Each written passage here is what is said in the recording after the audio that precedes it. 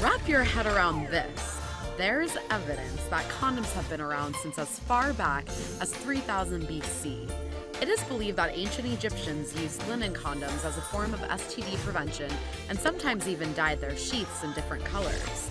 Condoms that only covered the head of the penis, known as glans condoms, were used in China and Japan in the 1400s.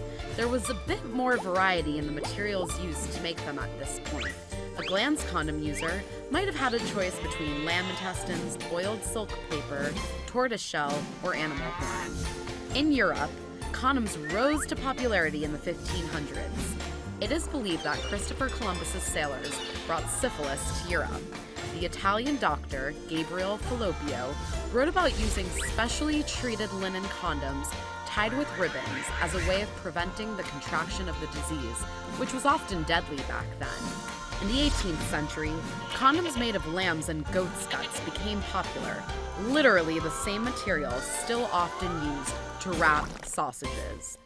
Fast forward to 1839, and you get the first rubber, thanks to Charles Goodyear, who discovered a way to treat rubber that allowed it to keep its elasticity.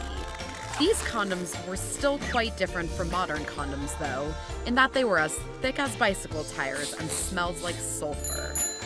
During World War I, the U.S. Army encouraged its troops to abstain from sex.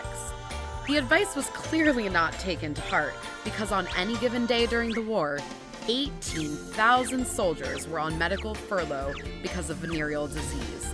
That was about 15% of the troops fighting in the war back then.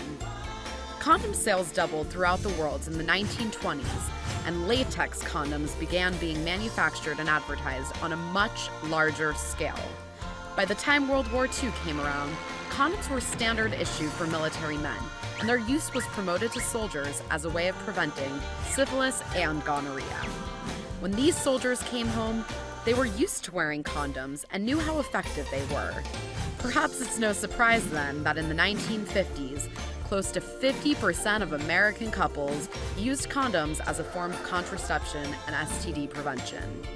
Condom use increased further, particularly among young Americans, with the sexual revolution of the 1960s. Condom use surged again in the 1980s because, just like in Falloppio's days, using a condom could mean the difference between life and death.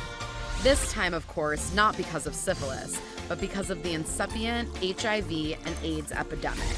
Today in America, condoms are easy to find in all colors, textures, flavors, and sizes. They're great. Use them. The end.